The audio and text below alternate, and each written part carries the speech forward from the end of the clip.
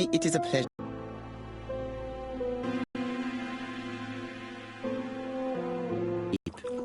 And it looks as if it didn't even bother to undress before going to bed. Mr. Poirot, I don't know why I'm here.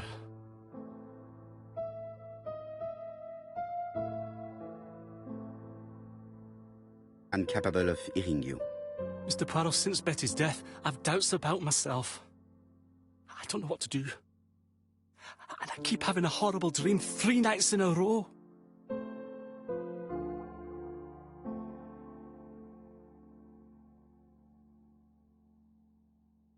Have a drink and tell me about this dream.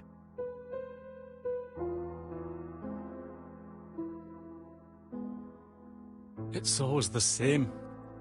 I'm on the beach with Betty.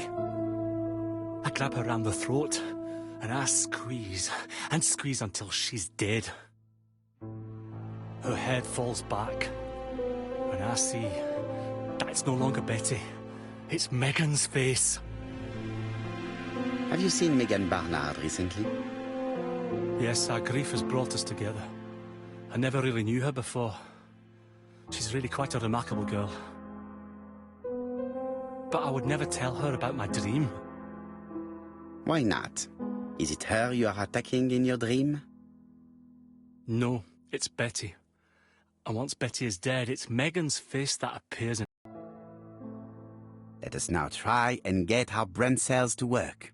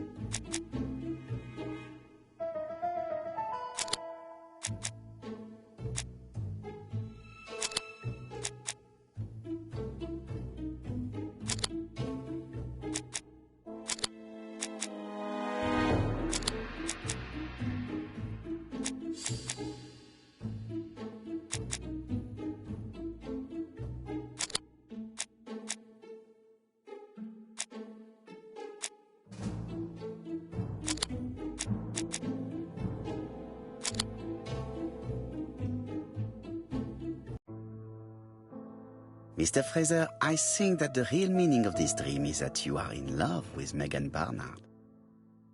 Please go on. Do. This dream certainly betrays your guilt. Oh. But what do you feel guilty about? Having killed your fiancé? Possible. Or forgetting her very quickly for her sister? Certainly. And this forgetting is perceived as a second death. So you don't really think I was the one who killed Betty? I do not exclude this theory. I am simply saying that I do not need to know that fact to explain your dream and your guilt. Thank you for being frank, Mr. Poirot. You've helped me a great deal. I'm going back to Bexhill. I'll not take any more of your time up. It is late, Mr. Fraser, and you are tired. I'll sleep on the train. I like trains. It's easy to sleep rocked by the sound of the wheels. Poor boy, he seems completely lost. Well, women seem to like him. I think Megan will take care of him. Oh, I remember. Did you order the product I needed? Yes, we'll be receiving it tomorrow. Bien, it is late, and I asked Miss Gray to come tomorrow morning. I have a few questions I wish to ask her.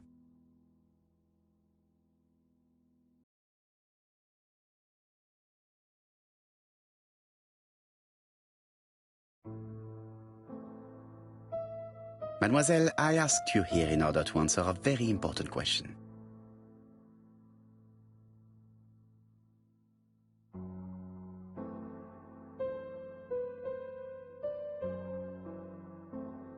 Am I right in thinking you said that you did not speak to anyone on the day Sir Carmichael was murdered? It's the absolute truth. Yet, Lady Clark maintained that she saw you talking to a stranger on the front doorstep. Really? She must have been mistaken. Oh, I remember now. I'd forgotten all about it, but it wasn't important. It was just a salesman. One of those traders who sell stockings from door to door. Can you describe him to me? Medium size. Glasses. Dark suit and a felt hat. Not the sort of man you notice. Completely harmless. That's why I forgot all about him. Nothing else? He was very hesitant and shy. Usually door-to-door salesmen are very confident, but he wasn't.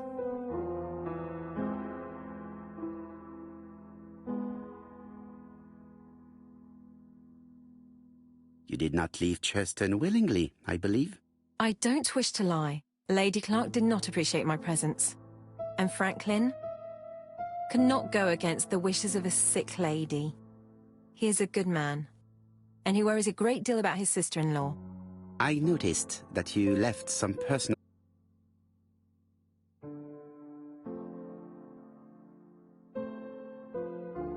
It was too risky for you to keep these objects, am I correct? Risky? What was the risk?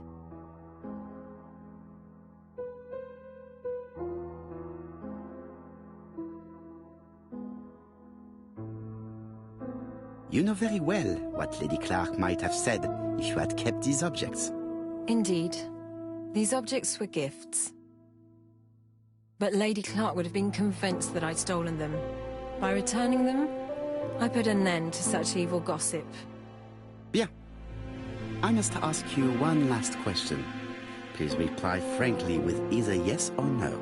If Lady Clark had died, would you have agreed to marry Sir Carmichael if he'd asked you? How dare you ask such a question? Sir Carmichael treated me just like his daughter. And all that I ever felt him was affection and gratitude, nothing else. Thank you, mademoiselle. I will not keep you any longer.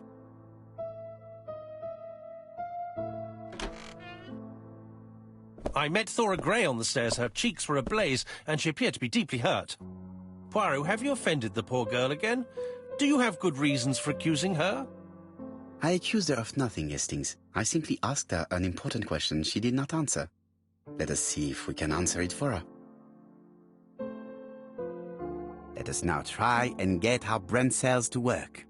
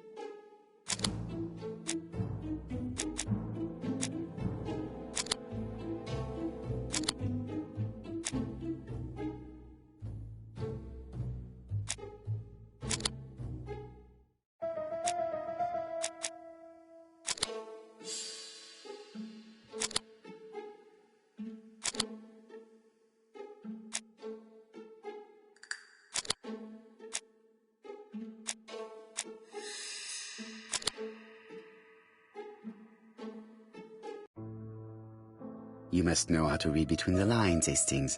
When Sir Carmichael refers to paternal affection, he's lying to himself. Read this engraving on the brooch. A dark dragon for an angel with glossy hair. These are the words of a lover, not a father. Lady Clark was not wrong. What if Sir Carmichael had fallen in love with his secretary? That doesn't mean that she forced him to do so. True, there are extenuating circumstances. She is a penniless orphan. But she is calculating. Just look how she avoided it when asked if she would have married Clark.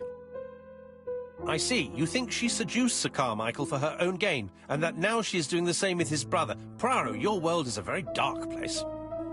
Do not get carried away, mon ami. We have another more important matter to settle. Really? Yes, would you believe that Miss Grey taught me something new? Let us now try and get our brain cells to work.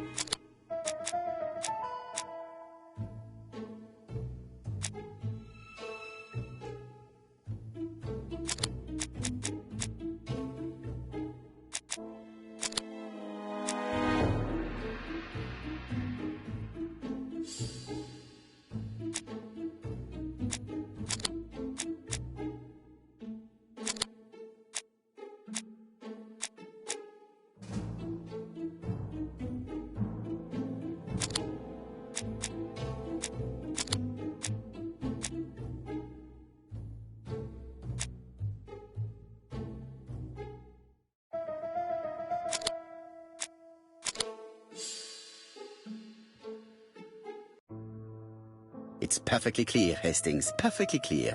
Indeed, a stocking seller visited Andover, Bexhill and Churston on the day of each murder. We have our suspect. This should be of interest to Job.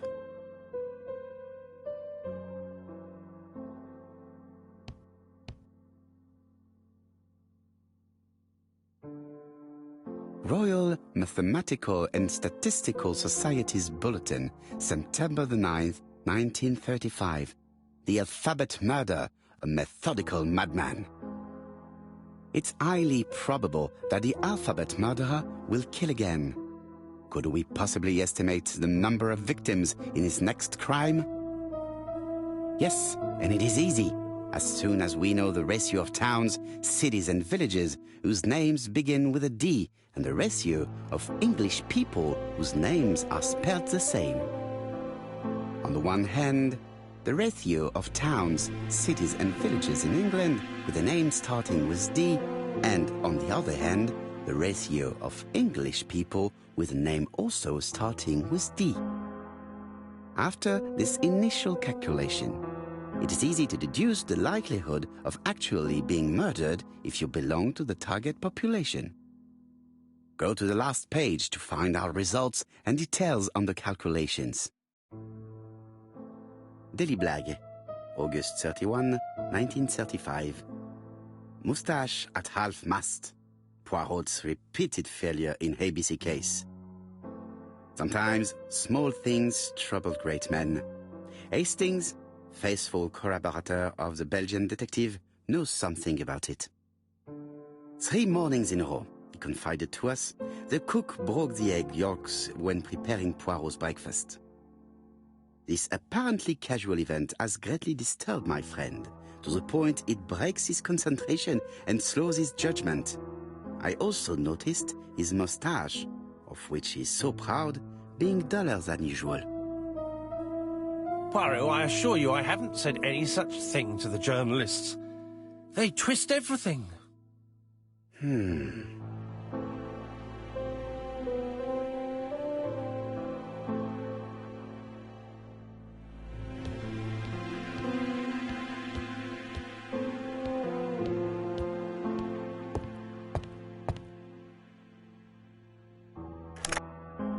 Chief Inspector, we are looking for a stocking salesman.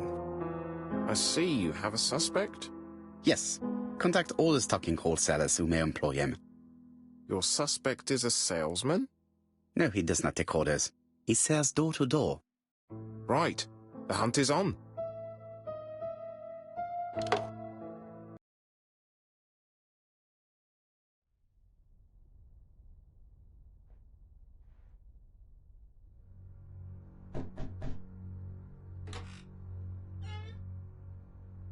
Are you leaving, Mr. Cust? Yes, I'm going to Cheltenham. You shouldn't travel today. You don't look very well. I have to. I have engagements. I must respect them.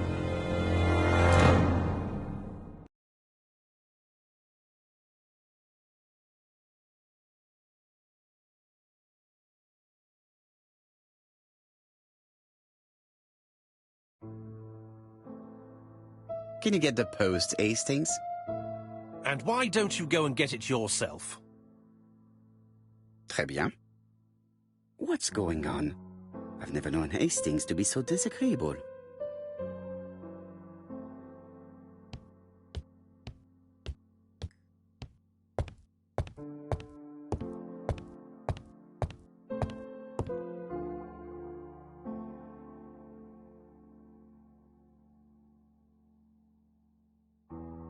Poor Mr. Poirot. I'm quite sorry for you. If at first you don't succeed, try again.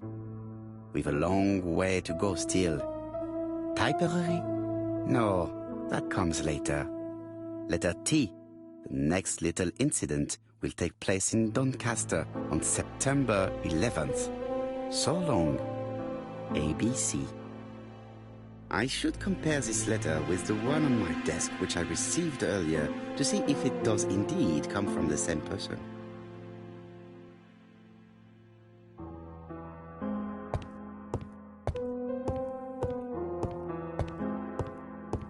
Poirot, since my return, I see that you have fewer grey hairs than when I last saw you. How is that possible? Mon ami, I am sure that you will find the explanation all on your own.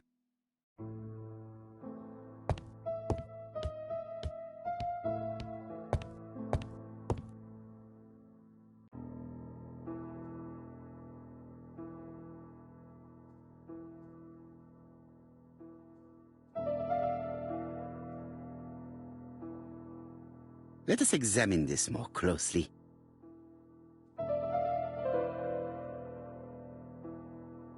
Certain characters in the two letters may have similar defects. Yes, this I is weird. Right, let us compare this with the other letter. Yes. The I characters in the two letters do indeed have the same defects. I have to find some other similar defects to confirm my theory. Yes, the A appears to be quite unusual. That's right. The A characters in the two letters do indeed have the same defects. I have to find some other similar defects to confirm my theory.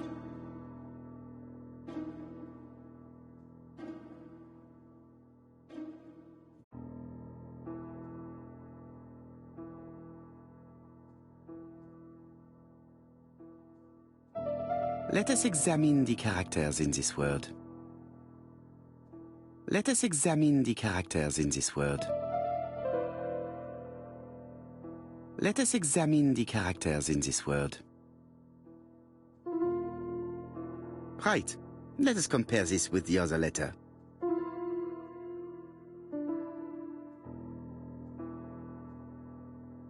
I don't see anything in particular. Let us look at another word. Let us examine the characters in this word. Let us examine the characters in this word. Let us examine the characters in this word. Right. Let us compare this with the other letter.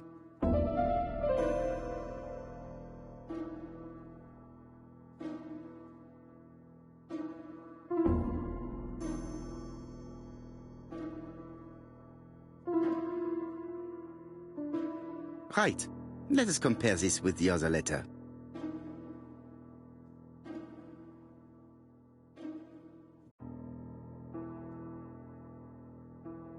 Let us examine the characters in this word. Right. Let us compare this with the other letter. Certain characters in the two letters may have similar defects. I don't see anything in particular. Let us look at another word.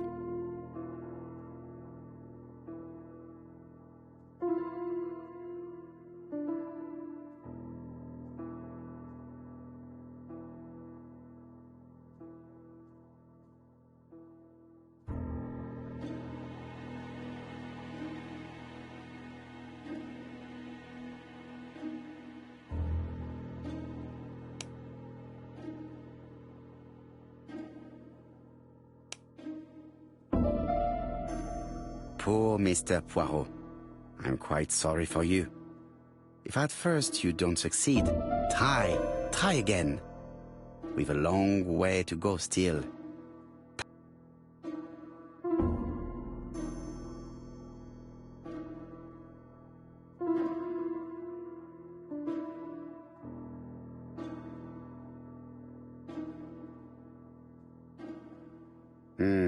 The W is not printed properly. Right. Let us compare this with the other letter.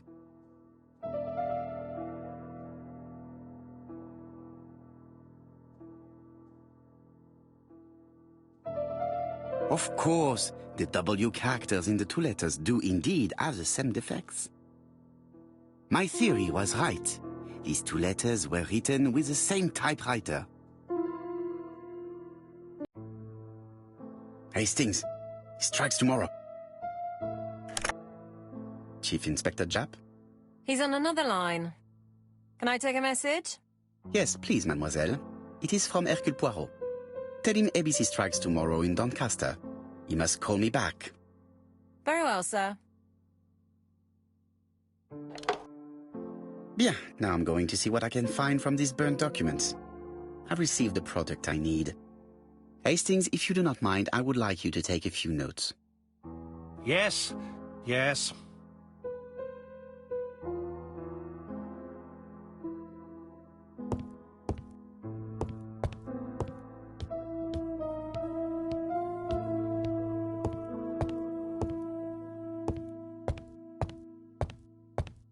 Now, down to work.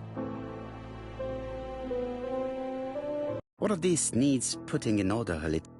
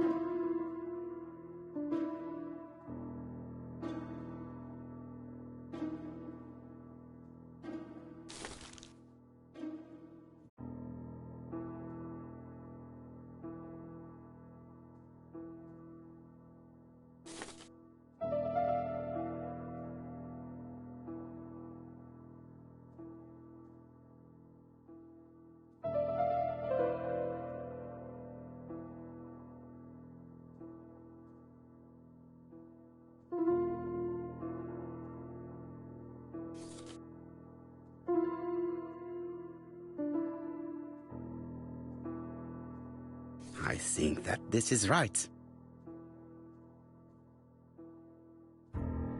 This page is finished. That's done. 3 more to go.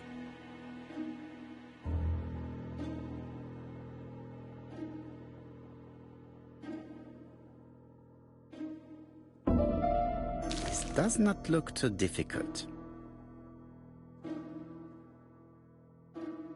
This piece should be placed here.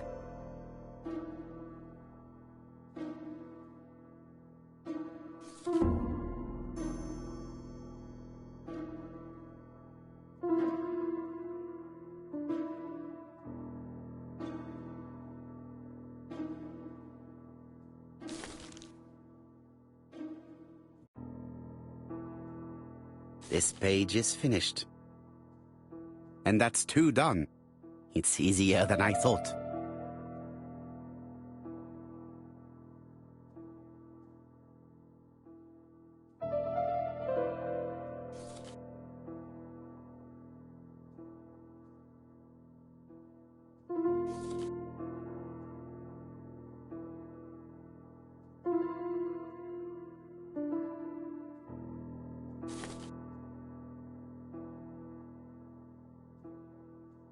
This page is child's play.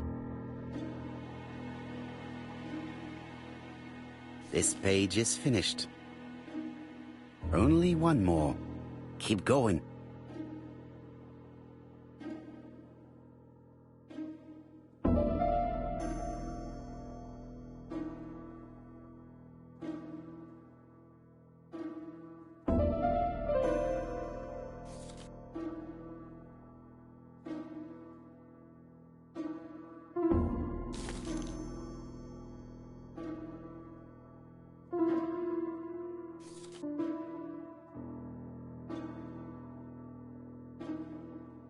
It's so simple. Finished. All the pages are reconstructed.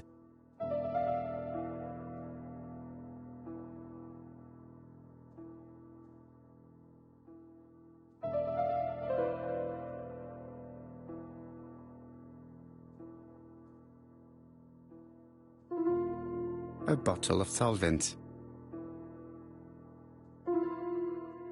A dry cloth. A dry cloth.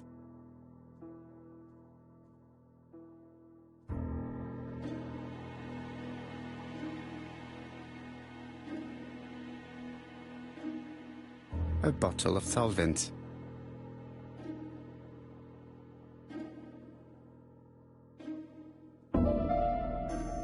A dry cloth.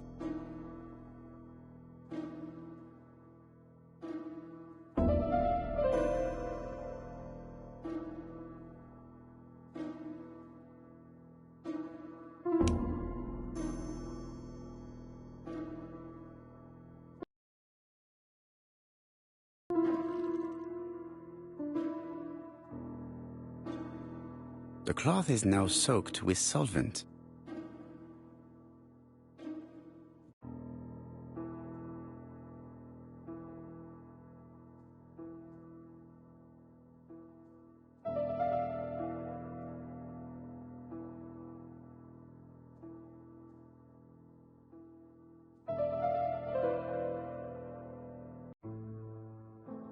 Got it!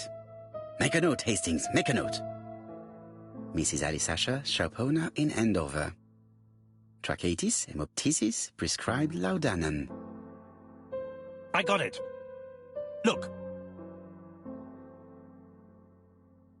Poirot, where on earth did you find these files? On a fire at the bottom of the garden at Campside. All right, but where did the person who burned them find them?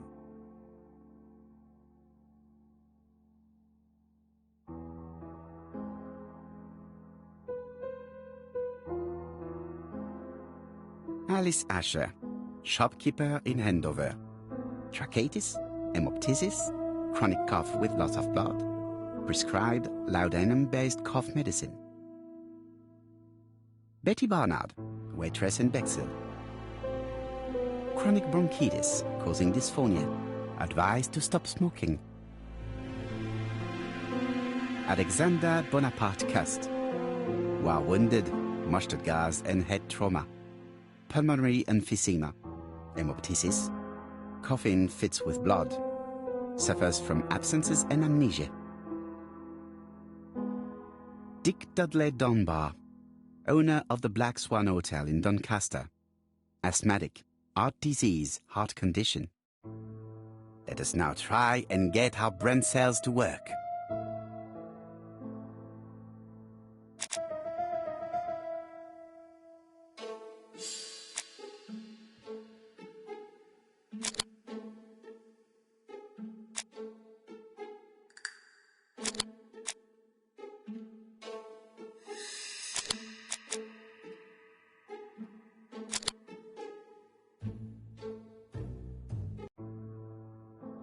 The burned documents are medical records, and without a doubt they come from Clark's archives. First of all, because all the patients have throat conditions. And secondly, their name starts with either A, B, C or D, and it is precisely the files that match these letters that have been tampered with. But why burn these files? How come the names of the two victims appear on them? And who are the two other patients? These are very good questions.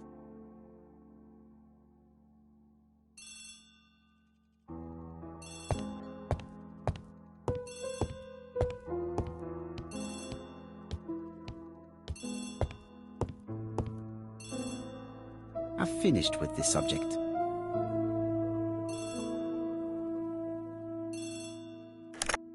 Hello, Poirot? Any news, Chief Inspector? You wanted a stocking seller? We have one. Reported by his landlady, who thought he was behaving suspiciously. He has the most unbelievable name. Alexander Bonaparte Cust. Yes, Alexander Bonaparte Cust? How did you guess? Poirot, you have magical powers. It's a serious lead. I called Doncaster. A person matching Cust's description has been seen at the station. He got off the train from London, but after that, nobody knows where he went.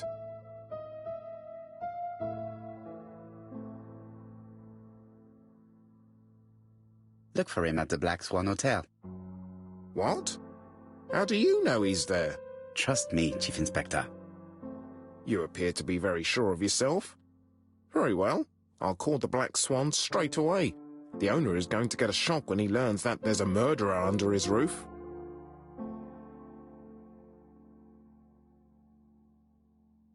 Do your best, Jap. You can count on me. Hastings, everything is at stake. With a little luck, our main suspect will soon be under lock and key. So, has Cust been arrested? Yes, the Doncaster police are sending him by train. That is good news. But why so gloomy, Chief Inspector? Well, when I told the hotel owner that he was sheltering a murderer, he collapsed. He's dead? No, fortunately, but it has taken its toll on him. It has to be said that with his name starting with the letter D, he had every reason to fear Cust. I bet he was going to be the next victim.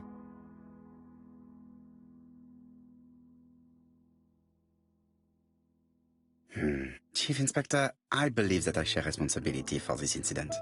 What do you mean? I saw Mr. Dunbar's medical records. His heart was weak. I should have warned you. It's very honest of you to tell me that, Poirot. I appreciate your gesture.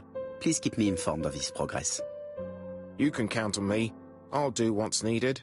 I will visit him at his bedside when the killer is caught. That's typical of you, Poirot. We should focus on the next part of the investigation in order to avoid other incidents. While we're waiting to question Cust, we could search his room in London. Where does he live? The Marbury Guest House. I'll see you there.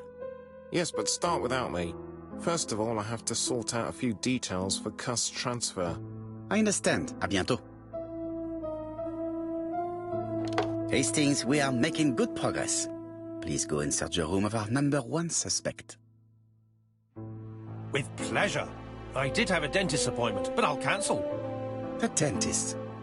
So that is why you were so nervous and bad-tempered. A visit to the dentist is never an enjoyable prospect.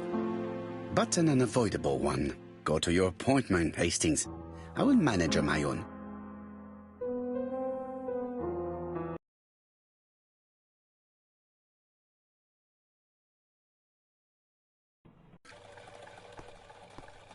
To Marbury Guest House, please.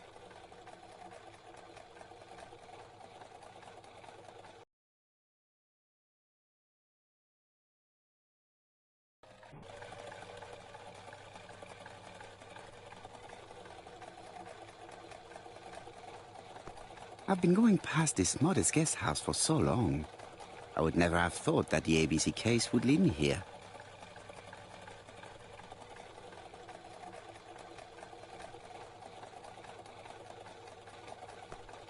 Marbury. There is a very pretty village by this name, in Cheshire.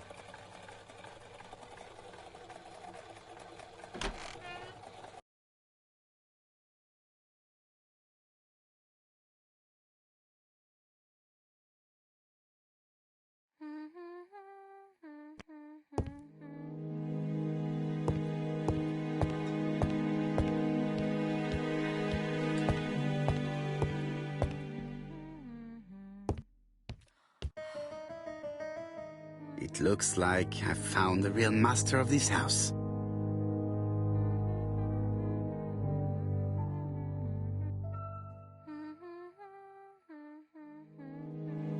There is no need to worry about the household cat. I'm sure that Mrs. Marbury lets it do what it pleases.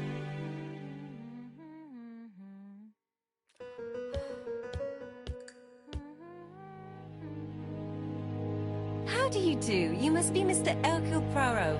Chief Inspector Jupp told me that you might be coming.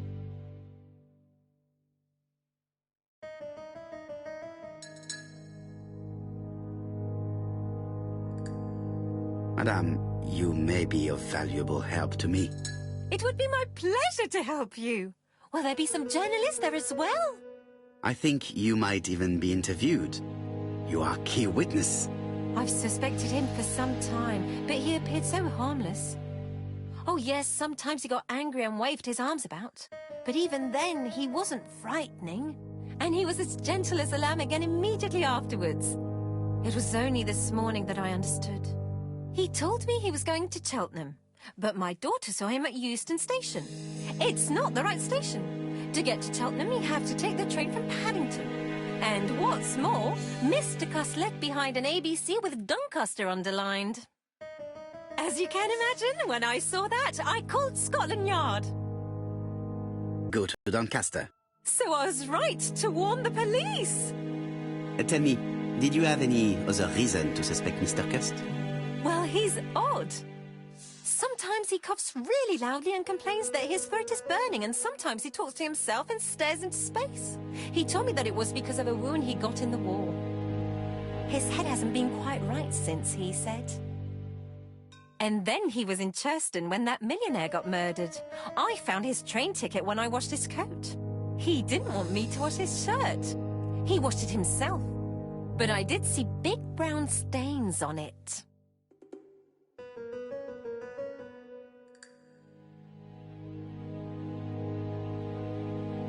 Do you think it was blood?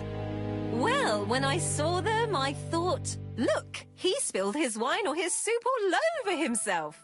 But now that I think about it, well, they did look like blood. Cut used to travel for his work. Is that correct? Oh, it wasn't for pleasure. He was always unwell on trains. But he had to sell his stockings around England. I have to respect my engagements, he used to say. Do you know where Cust was at the time of the murder in Andover and Bexhill? On June the 21st and July the 25th? No, I don't know. That was a while ago, you know. But surely you keep a register. It won't do you much good. Mr. Cuss rents his room for the year. If he goes away for a few days, I have no reason to make a note of it. Ah, I remember one thing. Bexhill's by the sea, right? Indeed, it is a large seaside resort. Well, as it happens, at the start of July, Mr. Cust asked me to repair his bathing dress. Suspicious, huh?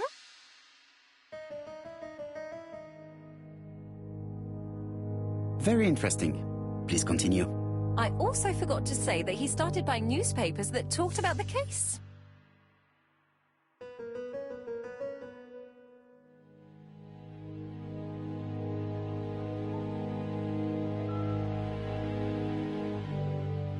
Which newspapers? The evening ones and the daily ones. That will be all for now. I'm going to take a look at his room. Take the key on the counter.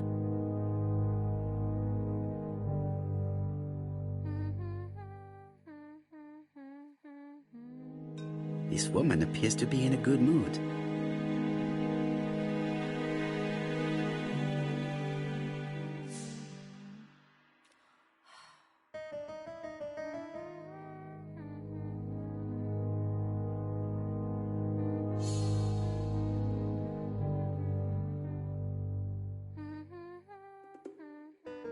I really would like to help, but I think I've said all I have to say.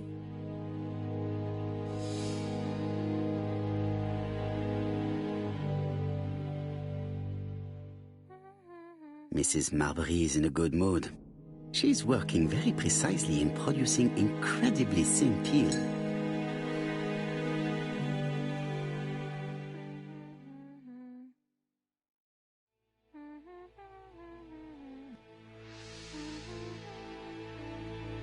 I should check the register.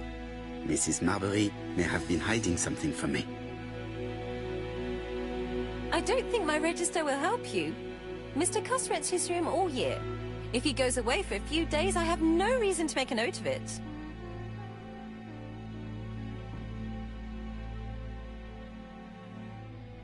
The truth is becoming apparent, and I have something to say to Mrs. Marbury.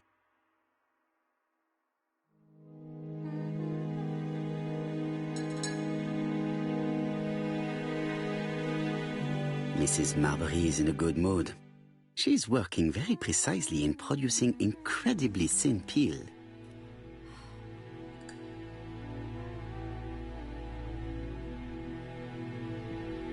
Mrs. Marbury, if I am to believe the register, you rented room 306 to a certain Mr. Fishman on the day of the Bexhill murder? Room 306 is Cust's room. Can you explain yourself? Yes, I remember. Just for one night as a favor. Mr. Cust was away, all my other rooms were taken, and poor Mr. Fishman had nowhere to go.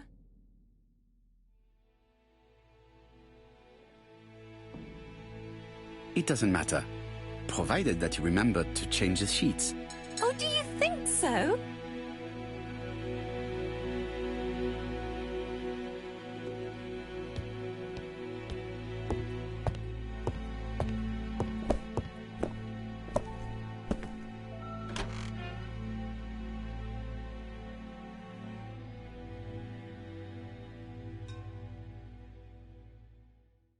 Trousers, white shirts. Everything has been washed very well. The Bexhill daily paper, dated from the day of the Bexhill murder. Most probably the bathing dress repaired by Mrs. Marbury's expert hands. All the main articles referring to the ABC case are here, from the Churston murder onwards. Nothing before that date.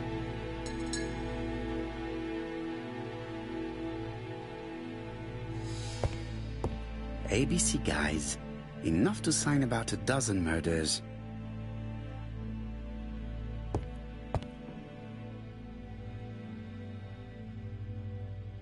It's closed. ABC guys, enough to sign about a dozen murders.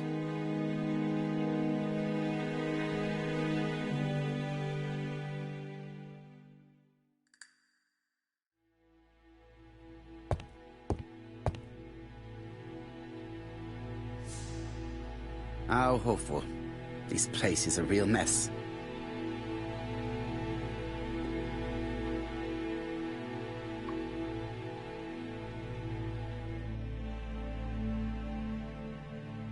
The least we can say that Mr. Cust is not very concerned about order and balance.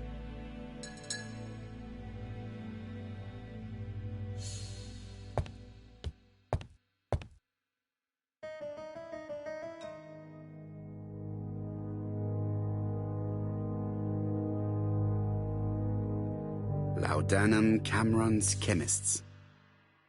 Laudanum, a medicine for coughs. It is what Dr. Clark prescribed for Mrs. Asher.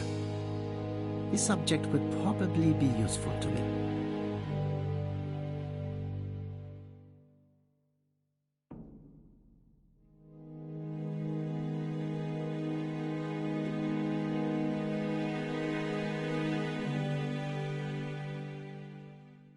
diethyl barbituric acid, Johnson Company. I know this medicine. It is a powerful sedative. This subject will probably be useful to me.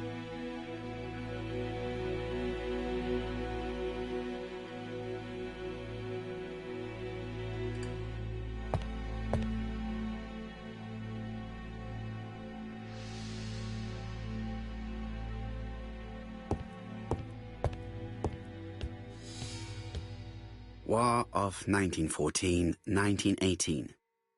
By the King's order, the name of Corporal A.B. Cust, Devonshire Regiment, was published on the London Gazette on May the 10th, 1918, as mentioned in a dispatch for gallant and distinguished service.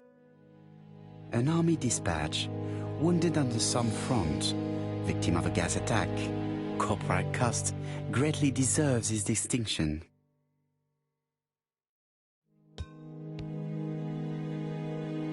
The least we can say is that Mr. Cust is not very concerned about order and balance.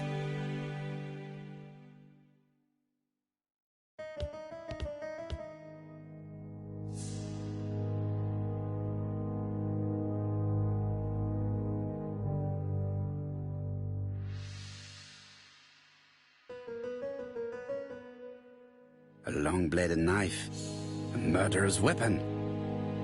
This subject will probably be useful to me.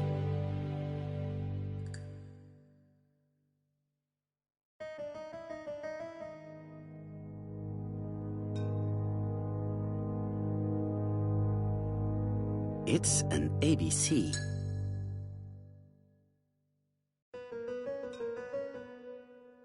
John Milligan, Managing Director, Silky Legs, Frederick Street, Leicester. To A.B. Cust, Marbury's Guest House, 1935, May the 21st. Dear Sir, further to our letters dated 5th and 10th of the month, we confirm we are you as door-to-door salesman, according to the conditions stated in our previous letters. We will send you the articles by mail and also a Redfield typewriter you will be using for every business letter. Regarding the schedule of your rounds, please do as following. June 21. Andover. Arrive by train the 20th in the evening and get a room at Station Hotel. Start your turn in the north part of the town. This letter establishes that Cust went to Andover, but the ink has hidden the destinations of his other trips. I know from Mrs. Marbury that he went to Churton. I just have to show that he went to Bexhill, and I will have proved that he was present at all the crime scenes.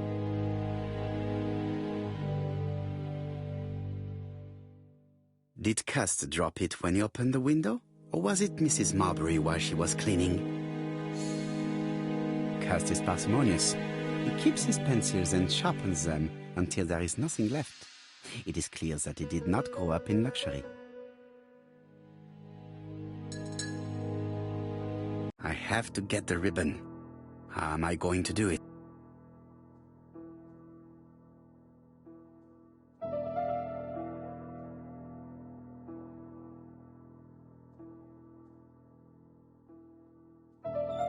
The left-hand heel has been removed.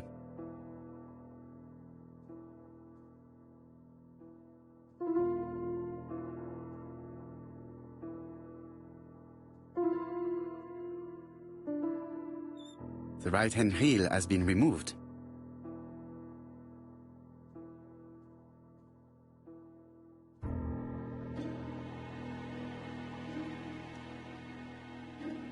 And here is the ribbon.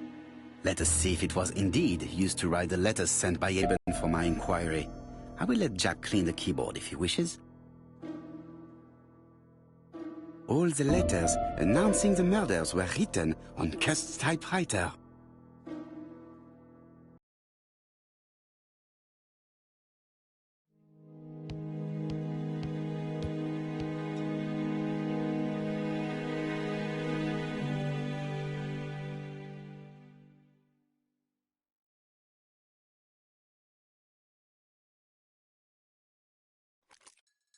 This knife is very useful. Who knows, maybe it never cut anything other than string. Stockings. stockings.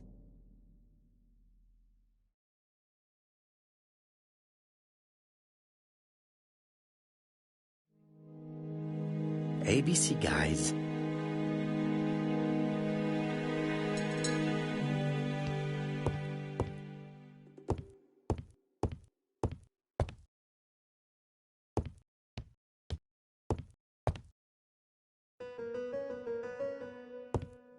It is not the right time.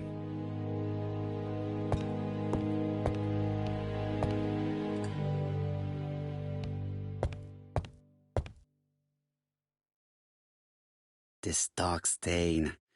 It could be blood, but goodness knows how long it has been there. Let us now try and get our brain cells to work.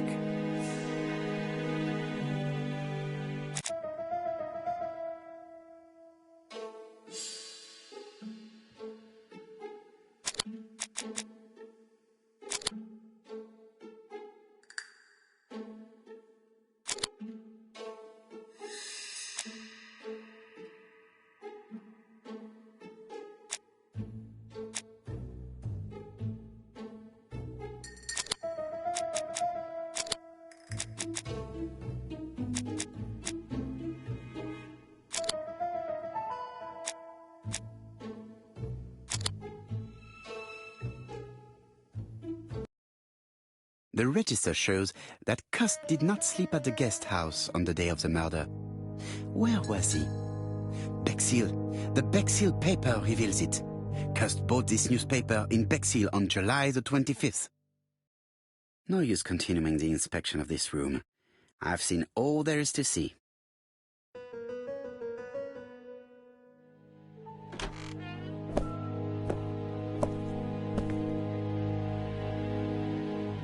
Goodbye, Mrs. Marbury. Thank you for your help. Bye. Ah, Chief Inspector. I was about to leave. Good evening, Chief Inspector. Welcome. Please excuse me, I must go to the kitchen. I'll leave the key of Mr. Cust on the counter. I'm sorry I'm late. I've spent ages with the Doncaster police. And you? I have established one fact. On 3 occasions, Cust was at the scene on the day of the crimes.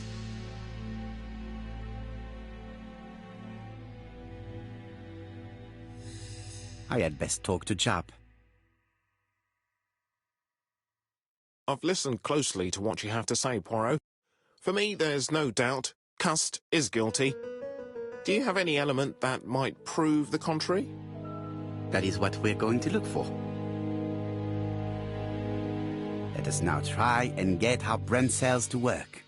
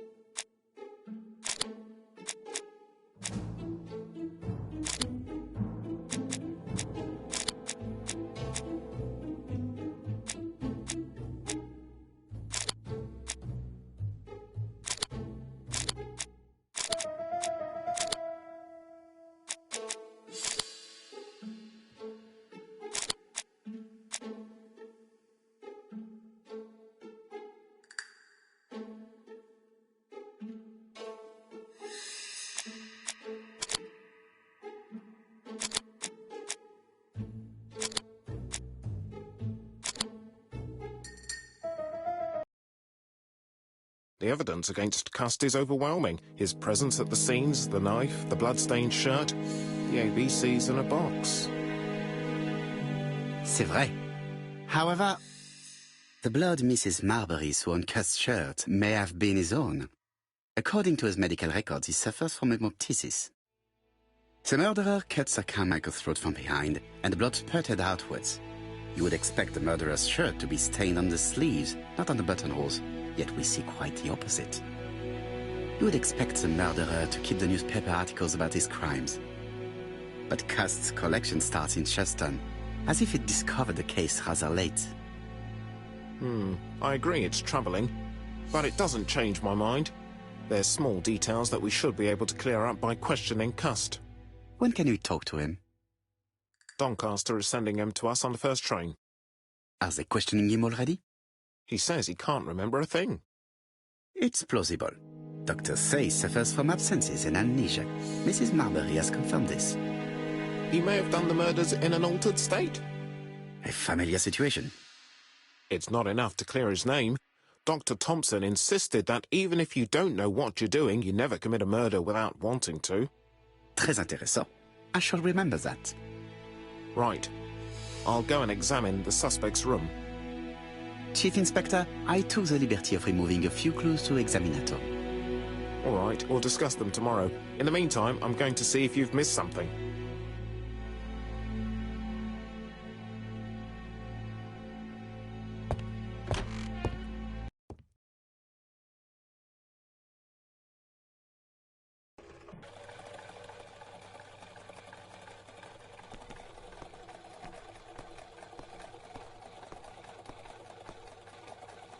To Scotland Yard, please.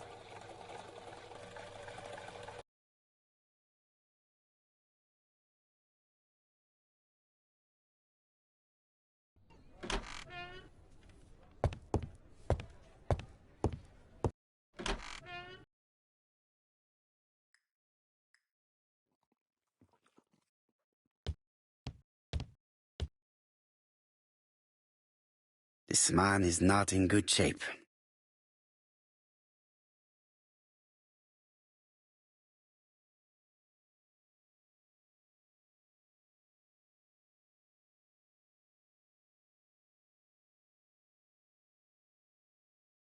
He is worried and very tired, and other police have been hard on him.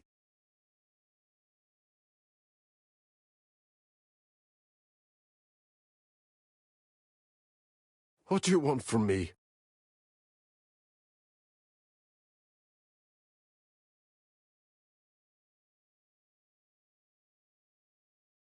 Good day, ABC. Do you know who I am? Someone who's got it in for me. I am Hercule Poirot, and I want nothing other than the truth. Ah, you're the detective.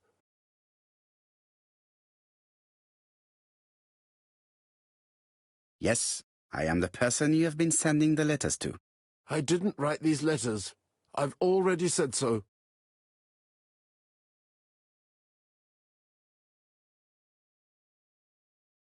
Maybe you forgot that you wrote these letters. Yes, it's true. Sometimes I forget. Maybe I did type them.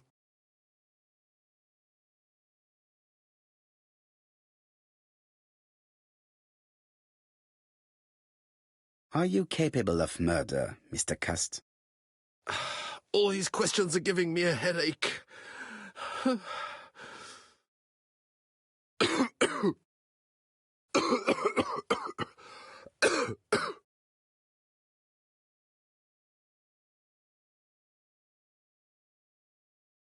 Poor man. If only I could help him.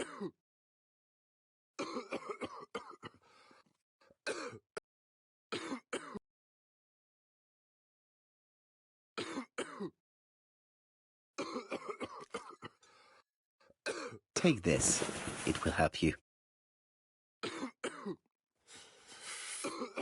Thank you.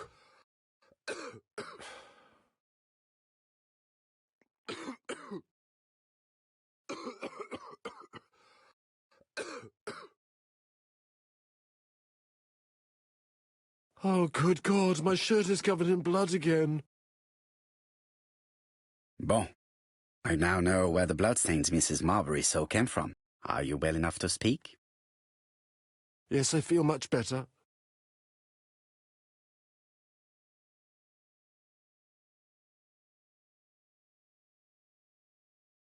Are you capable of murder, Mr. Cust? All these questions are giving me a headache.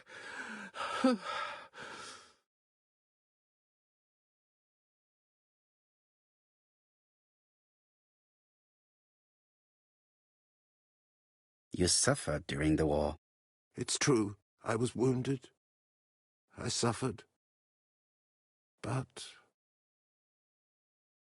the army was the only place I didn't feel inferior.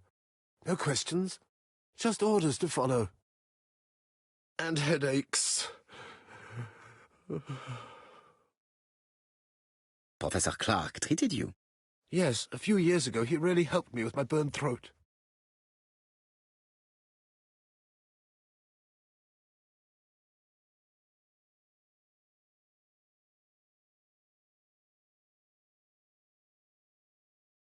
And to thank him, you murdered him? Stop talking about these murders.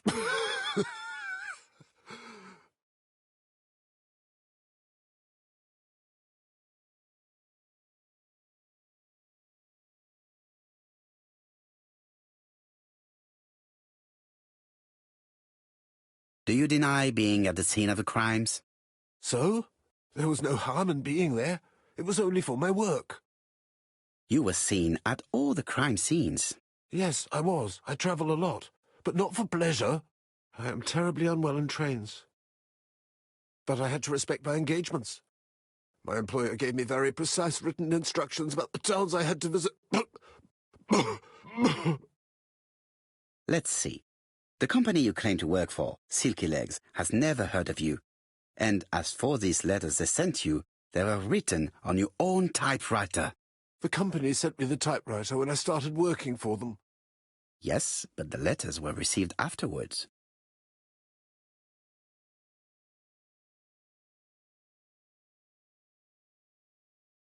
So it would appear that you typed them before sending them to yourself. I don't remember. Good God! I don't know what's happening to me. My head hurts terribly.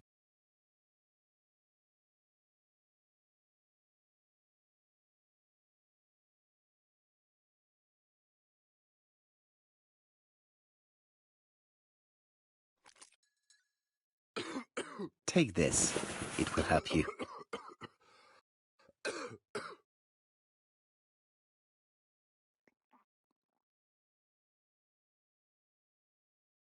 Oh, I think I'll be fine. Let us see, Cust. Look at me. You know very well that you committed these murders? Yes, I know. But I'm not wrong in saying that you do not know why you committed them. No, I don't.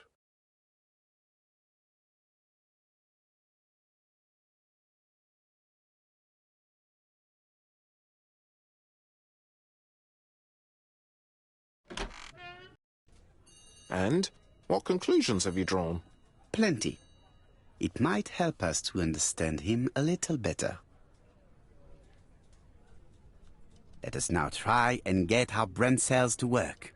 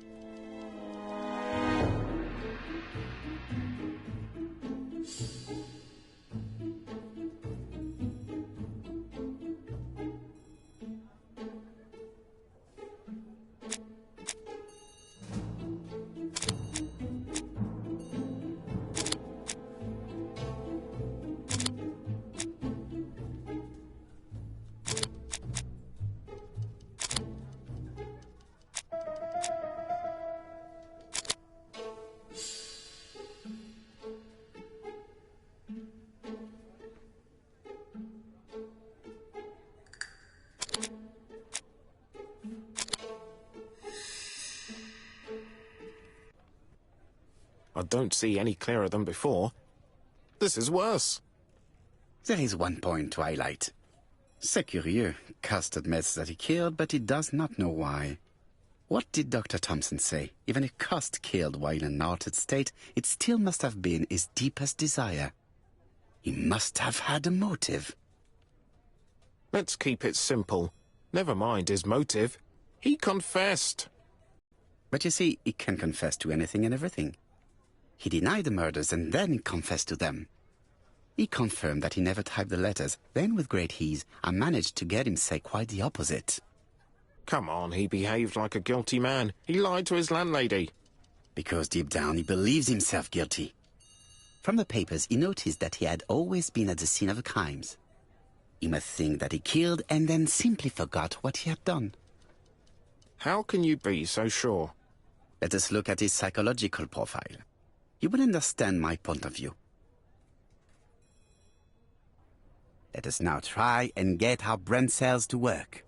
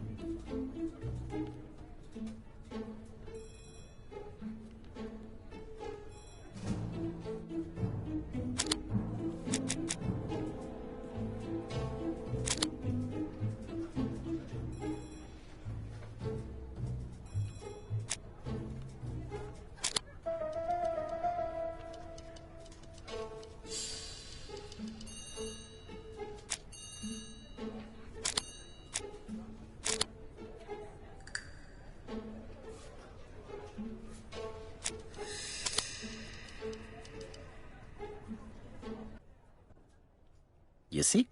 Cust's character is quite the opposite of the murderer's. But if he's a madman, can we really talk about his character? You know very well that our murderer does not behave like a psychopath. Apart from the signature, there is no ritual or repetition in the choice of victims. Very well, you're right as always. So we have no confession, no culprit, no suspects, nothing. And all that after 2 months of inquiry? What should I do? Have faith. Just give me 24 hours.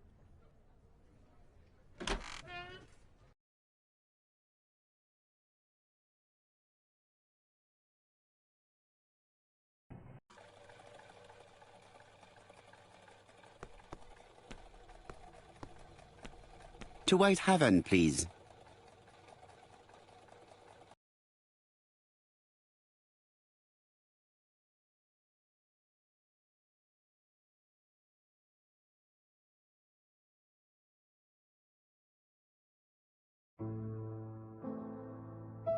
Cust's arrest is a great success for you, Poirot. It's all clear now, except maybe 1 or 2 details. Details. Ah, mon ami. The devil is in the detail, as we say. Excuse me? Patience, Hastings. Everything will be clear once our guests arrive. Best be prepared. Slip a revolver into your pocket before they do. A revolver? But Poirot, what are you afraid of? Trust me. It is important you carry a weapon for this meeting. I will lend you mine. What about telling me what you have in mind? Surtout pas. You wouldn't be able to play your role. Wait 1 moment, I will bring you my weapon.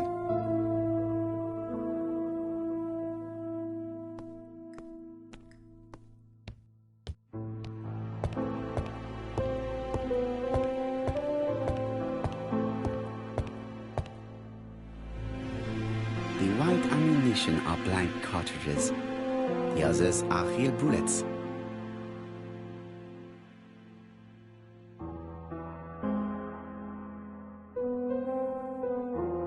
have to choose the type of bullets to load. The revolver is loaded with blancs. I still have time to choose real bullets.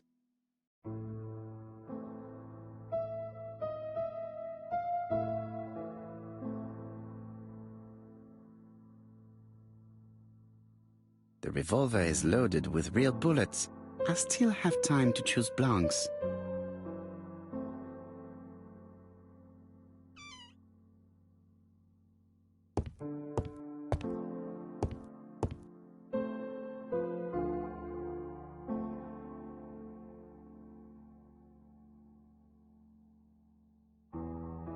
The white ammunition are blank cartridges. The others are... The revolver is loaded with blancs. I still have time to choose real bullets.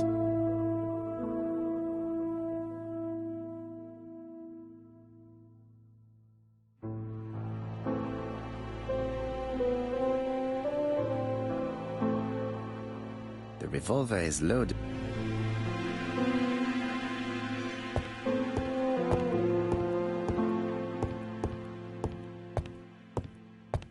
What about telling me...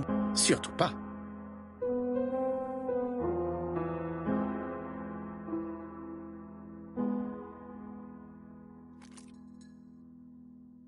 Voila, I entrust you with my weapon. It has hardly been used. It is almost new.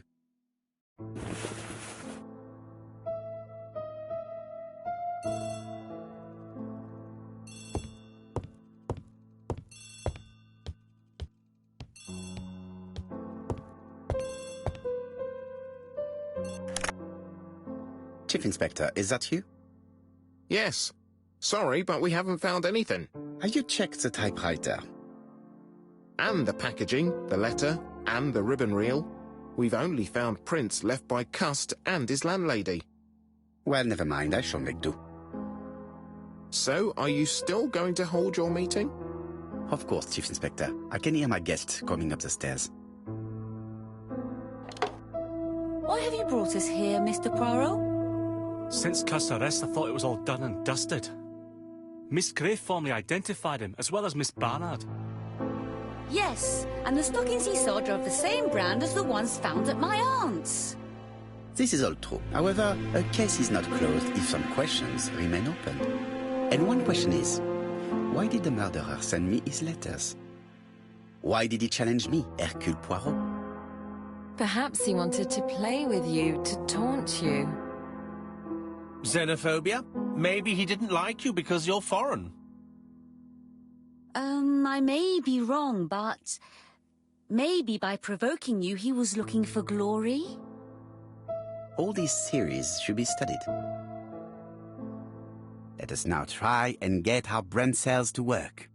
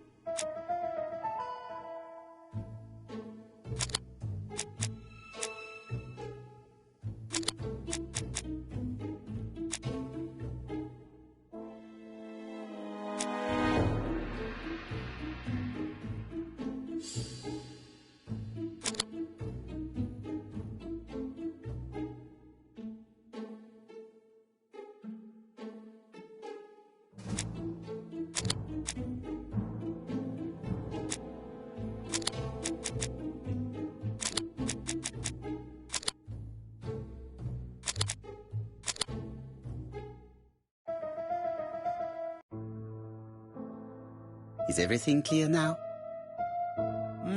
You might like to explain your reasoning again. Of course. First of all, remember that the murderer made it a rule to always post his letter before the murder. He never digressed from that rule. However, in Churston, he encountered a problem. The village has only 500 inhabitants. With advance warning, it would be easy to arrest him. Therefore, the murderer delayed his letters deliberately with the wrong address.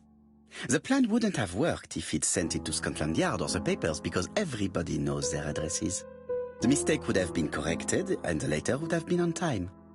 That is why the murderer chose me as the recipient. Because for his plan to succeed, it was necessary for at least one of the Absolument. It is a very subtle plan. It matches the profile we have drawn up of him perfectly. That of an intelligent, daring and calculating murderer. But that's not how you describe Cust. You are quite right, mademoiselle.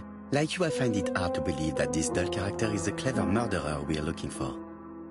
Do madmen... I mean, if he's mad, he might have two very different sides. No doubt. But the murderer is not mad. All the specialists agree that he does not have the profile of a psychopath. But if Cust is not guilty, how do you explain his presence at the scene of the crimes? Mr. Clark, the answer to your question is in the medical records of your brother's patients. Documents which Cust most certainly did not have access to. Let us now try and get our brain cells to work.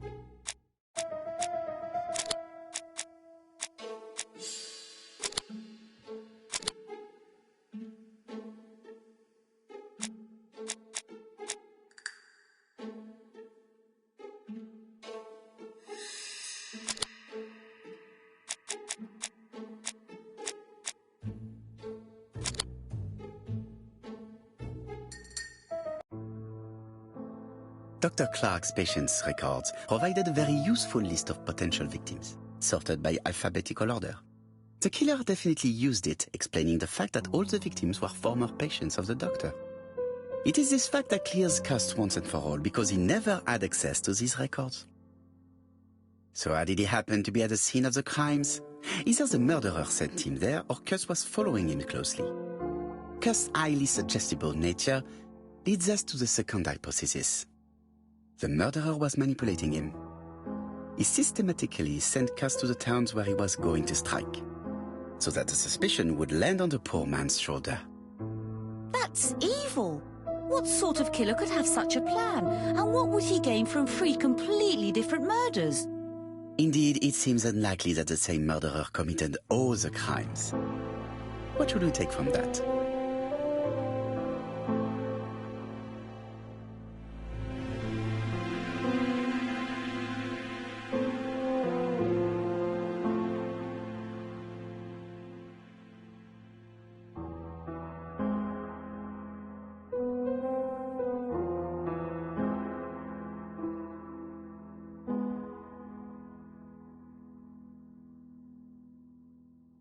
Just one murder was of benefit to the murderer. The others were just diversions. On reflection, there is only one conclusion. The murderer killed once out of interest and twice to divert our attention. This reasoning points at 2 potential culprits. Franklin Clark. Donald Fraser? Yes, mademoiselle. That's good thinking. Mr. Fraser may have killed Betty out of jealousy. Mr. Clark may have killed his brother in order to inherit his large fortune. Both have a motive. But Donald did not have access to Dr. Clark's records. Please allow me to disagree with you, mademoiselle.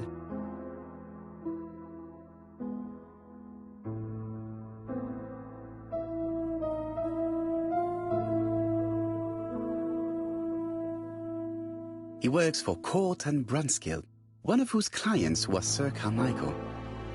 It doesn't prove that I went to Comeside.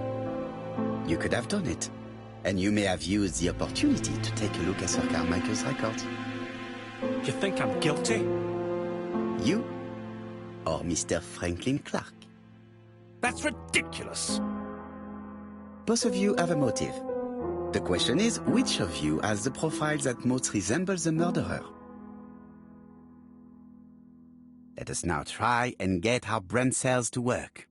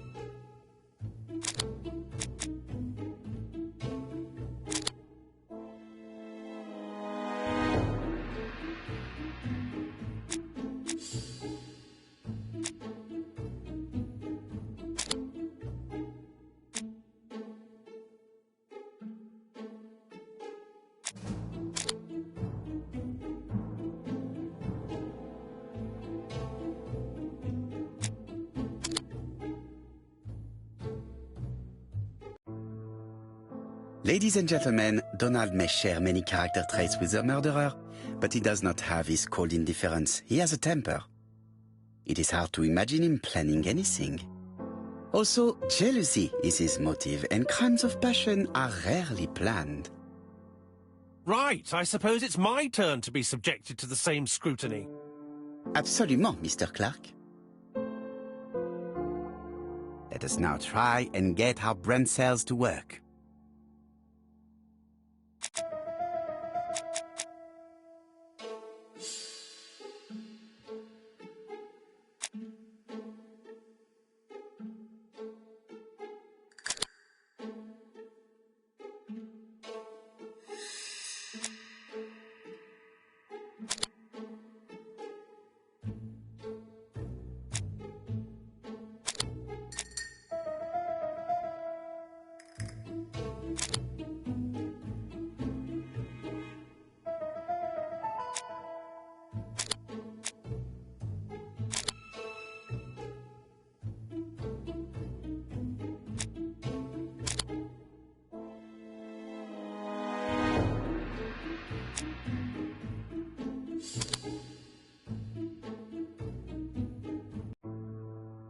As you have all seen, there is a disturbing similarity between Mr. Clark's profile and that of the killer.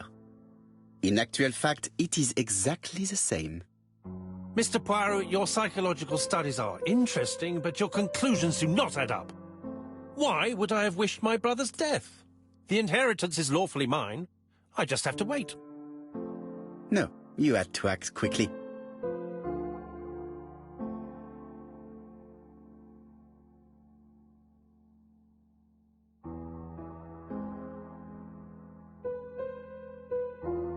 Because you are incapable of waiting.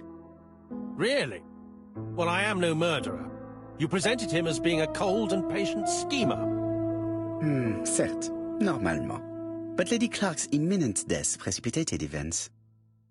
Mademoiselle, although you haven't been telling the truth, there is no doubt in my mind that you would have found a way to marry Sir Carmichael after Lady Clark's death. For you, Mr. Clark, it was a disaster. If Miss Grey had children by your brother, you would not have inherited a thing. You realized the danger after reading several letters from Comside, especially one in which your brother opened his heart to you. So you hurried home from China, and you took action. In truth, Cust was no more than a puppet manipulated by the real culprit. You, Mr. Clark. Such an imagination, Mr. Poirot. In fact, nobody manipulated Cust. The famous instructions he received by post. He wrote them on the typewriter. We know that for sure. Oh no, you know perfectly well. That is not true. Eh bien voilà, light has now been shed on the ABC murders. Your theories are ingenious, but you haven't any proof. One point to him. For the moment, I have no material proof. Either I admit to it, or I bluff.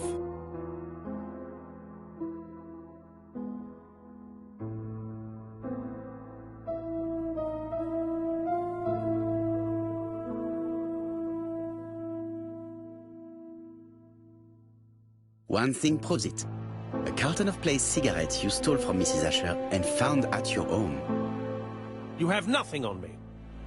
You're bluffing, Mr. Poirot. Come on, Thora, there's nothing for us to do here. Don't touch me. Thora! I understand why you never wanted to lend me your new typewriter, and why you were searching through your brother's things. And the hole you dug on the moors. What did you hide there? The knife you used to kill your brother? All right. Well played. I lose. The game's up.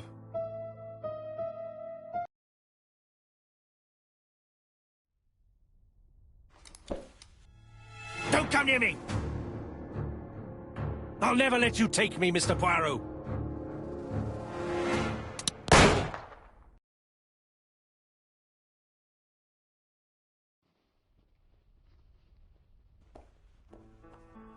Took the law into his own hands.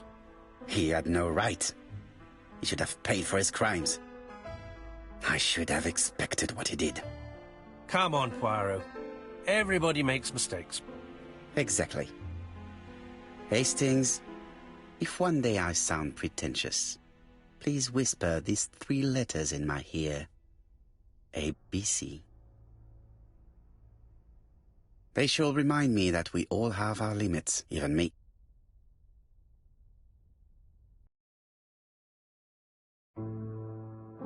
Disappointed at having missed the chance to become Lady Clark, Thora Grey left England.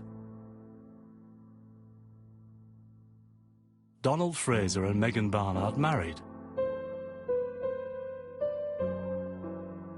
On Poirot's recommendation, Mary Drower started to work for Lady Clark. The elderly lady's condition suddenly took a turn for the better.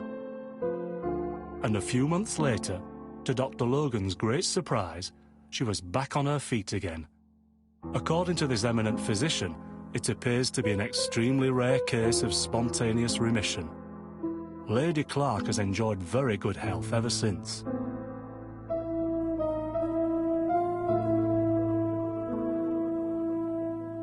Journal of an Innocent. The incredible story of ABC. As for A.B. Cust, after being advised by Poirot, he made a great deal of money by selling his story to the press. And as for me, and with business booming, the Black Swan has become the #1 tourist attraction in the whole of Yorkshire. even more popular than York Minster.